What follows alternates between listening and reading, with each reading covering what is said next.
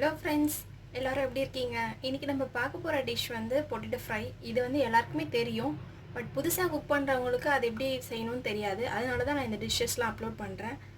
வாங்க, இது எப்படி ரொம்ப சிம்பிளாக டேஸ்ட்டாக செய்கிறதுன்னு பார்க்கலாம். அதுக்கு ஒரு நான்ஸ்டிக் பேன் எடுத்திருக்கேன். இந்த பேன் நல்லா ஹீட் ஆகட்டும். இப்போ பேன் நல்லா ஹீட் ஆகிடுச்சு. இதில் 2 டேபிள் ஸ்பூன் அளவுக்கு ஆயில் சேர்த்துக்கலாம்.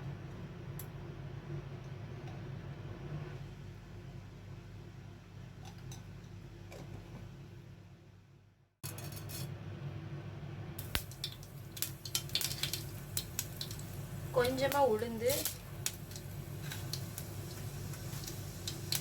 ஒரு பிஞ்ச் அளவுக்கு சீரகம். நான் எப்பவுமே எல்லா டிஷ்லையுமே சீரகம் சேர்த்துப்பேன். அது உடம்புக்கு ரொம்ப நல்லது. அதனால எல்லாத்தையும் சேர்த்து நல்லா ஃப்ரை பண்ணி விட்டுக்கலாம். இப்போ ஒரு 4 பல் பூண்டு எடுத்து வச்சுருக்கேன். எடுத்து நல்லா தட்டி வச்சுருக்கேன். அதையும் இது கூட சேர்த்துக்கலாம். பொட்டேட்டோ வந்து கொஞ்சம் கேஸ்டபுளாக இருக்கும். பூண்டு சேர்த்து பண்ணும்போது கொஞ்சம் கம்மியாக இருக்கும். அது சீக்கிரம் டைஜஸ்ட் ஆகும். அதுக்காக தான் பூண்டு சேர்த்துக்கிறோம்.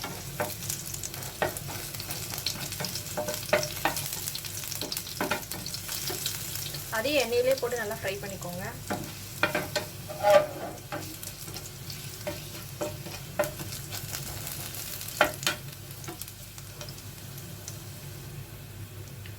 நம்ம போட்ட பூண்டெல்லாம் நல்லா ஃப்ரை ஆகிடுச்சு பாருங்கள். இப்போது நான் 2 உருளைக்கிழங்கு எடுத்து நறுக்கி வச்சுருக்கேன். அதையும் இது கூட சேர்த்துக்கலாம். குட்டி குட்டியாக தான் நறுக்கி வச்சுருக்கேன். உங்களுக்கு எந்த ஷேப்பில் வேணுமோ அது மாதிரி வேகிற அளவுக்கு கொஞ்சம் கட் பண்ணிக்கோங்க.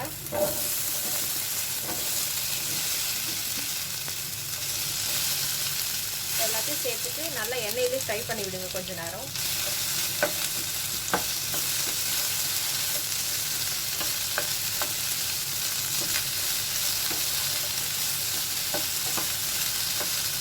நான் வந்து எந்த டிஷ் செஞ்சாலும் சீரகம் சேர்ப்பேன்னு சொல்லியிருந்தேன். சீரகம் வந்து நம்ம உடம்புல ஏதாவது டைஜஸ்டிவ் ப்ராப்ளம் ஏதாவது இருந்தாலும் சரி பண்ணிடும். வேறு ஏதாவது பிரச்சனை இருந்தாலும் சரி பண்ணிடும். அதுக்கு தான் சீரகம் சேர்க்குறது. சீரகம் அதுக்கு பேரே வந்து உடம்புக்குள்ளே இருக்க பிரச்சனைகளை சரி பண்ணுறதுக்கு பேர் தான் சீரகம். அகம்னா உள்ளன்னு அர்த்தம். அதனால் எப்போவுமே எந்த டிஷ் செஞ்சாலுமே நான் சீரகம் சேர்த்துப்பேன். நீங்கள் அது மாதிரி ஆட் பண்ணி செஞ்சு பாருங்கள்.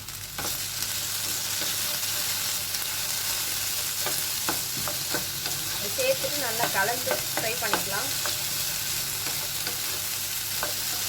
ஒரு 2 மினிட்ஸ் இப்படியே ஃப்ரை பண்ணிக்கோங்க.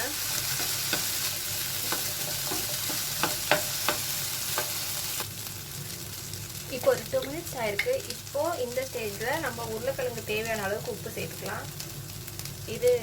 இந்த உப்பு நான் ஏற்கனவே சொல்லியிருப்பேன் என்னோட முன்னாடி செஞ்ச டிஷ்லலாம். அதனால் நான் இந்த உப்பு தான் சேர்த்துக்கிறேன். தேவையான அளவுக்கு சேர்த்துக்கோங்க. நான் 1 ஸ்பூன் அளவுக்கு சேர்த்துக்கிறேன்.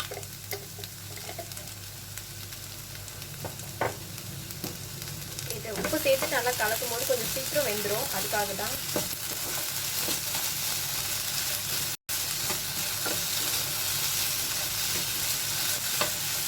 உப்பு எல்லா இடத்துலையும் படுற மாதிரி நல்லா கலந்துக்கலாம்.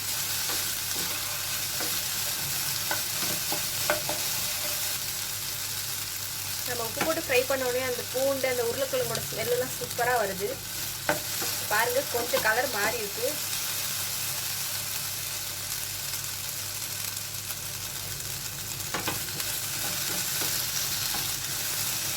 இப்போ இதில் நம்ம மிளகாப்பொடி, மஞ்சள் தூள் ஆட் பண்ணிக்கலாம்.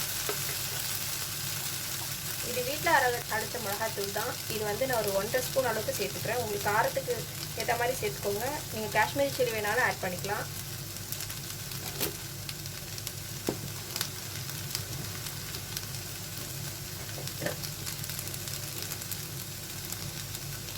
கொஞ்சமாக மஞ்சள் பொடி எல்லாத்தையும் சேர்த்துட்டு நல்லா கலந்துக்கலாம்.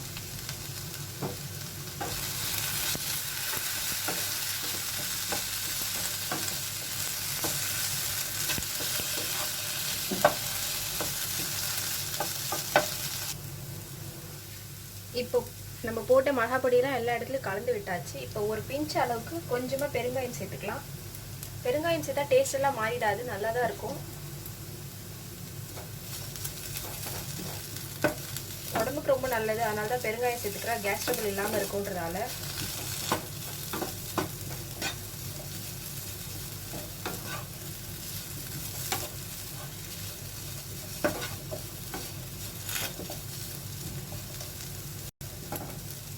வெங்காயம் சேர்த்து நல்லா கலந்து விட்டாச்சு. இப்போ இதில் நம்ம உருளைக்கிழங்கு வேகிறதுக்கு தேவையான அளவுக்கு நான் தண்ணி ஆட் பண்ணிக்கலாம். நான் கொஞ்சமாக தண்ணி ஆட் பண்ணிக்கிறேன்.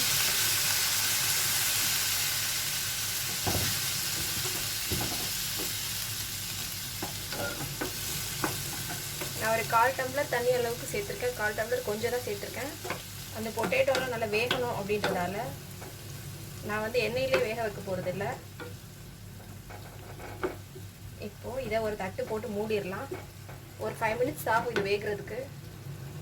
சிம்லேயே வச்சு வேக விடுங்க, ஹையில் வைக்காதீங்க. அப்போ தான் அந்த மசாலாலாம் அந்த பொட்டேட்டோவில் நல்லா இறங்கியிருக்கும். இப்போ இது ஒரு தட்டு போட்டு மூடிடலாம். 5 மினிட்ஸ் ஆகட்டும், வெயிட் பண்ணலாம் அது வரைக்கும். இப்போ ஒரு 5 மினிட்ஸ் ஆயிருக்கு. இதை ஓப்பன் பண்ணி பார்க்கலாம். பாருங்க, நம்ம ஊற்றின தண்ணியெல்லாம் சுண்டிடுச்சு. இது நான்ஸ்டிக் பேன், அதனால வந்து இது ஒட்டலை. நீங்கள் சப்போஸ் சில்வர் கடாயில் பண்ணீங்க அப்படின்னா நடுவில் கொஞ்சம் திறந்து ஓப்பன் பண்ணி கலந்து விட்டுக்கோங்க.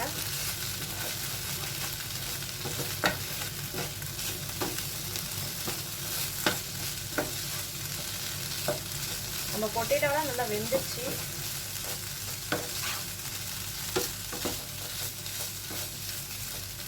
இது எப்படி வெந்துச்சு நம்ம பார்க்கலாம். இப்போது நான் எப்போவுமே இப்படி தான் பார்ப்பேன். இது என்னோடய ட்ரிக்ஸ். இது ஒரு கத்தி வச்சுட்டு இது எப்படி கட் பண்ணி பார்த்தா கட் ஆகுது பாருங்கள் நல்லாவே.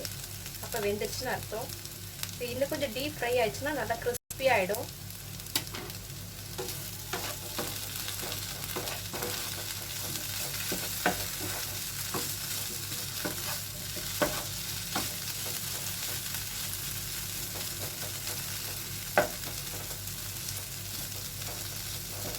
இது இன்னும் ஒரு 3 மினிட்ஸ் அப்படியே இருக்கட்டும். இங்கே பாருங்கள், கொஞ்ச நேரம் நல்லா ஃப்ரை ஆச்சு. அந்த கலர் பாருங்கள் எப்படி இருக்குன்ட்டு. இது கொஞ்சம் சிம்லேயே வச்சு கொஞ்சம் ஃப்ரை பண்ணணும். இது கொஞ்சம் டைம் எடுக்கும், பட் ஆனால் நல்லா டேஸ்ட்டாக இருக்கும். இது எல்லா இடத்துலையும் நல்லா படுறதுக்காக நல்லா கலந்து விட்டுக்கலாம்.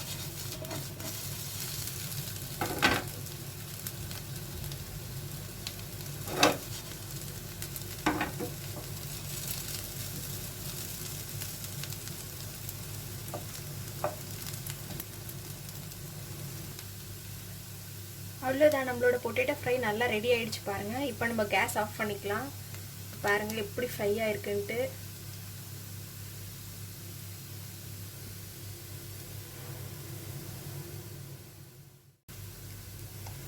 இது வந்து வெரைட்டி ரைஸோட நல்ல காம்பினேஷன். கோகோனட் ரைஸோட, சாம்பார் ரைஸ், அதுக்கப்புறம் தக்காளி சாதம், லெமன் சாதம், புளி சாதம்னு இந்த டிஷ் நீங்களும் வீட்டில் ட்ரை பண்ணி பாருங்கள். எப்படி வந்துச்சுன்னா எனக்கு ஃபீட்பேக் சொல்லுங்கள். என்னோட டிஷ் பிடிச்சிருந்தா என்னோடய சேனல் லைக் பண்ணுங்கள், சப்ஸ்கிரைப் பண்ணுங்கள். Thank you friends.